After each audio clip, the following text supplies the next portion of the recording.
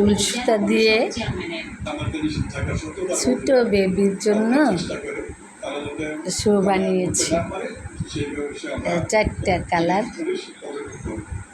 সাদা, তারপরে আবার ফিরোজা কালার, তারপরে ডার্ক পিঙ্ক কালার, লাল গোলাপ কালার, এটা আবার এদিকে ইয়েলো হলুদ বানিয়েছি। ভারতের জাতীয় সংঘর্ষে অসংখ্য মানুষের শান্তির বার্তা দিলেন ভারতের প্রধানমন্ত্রী নরেন্দ্র মোদী।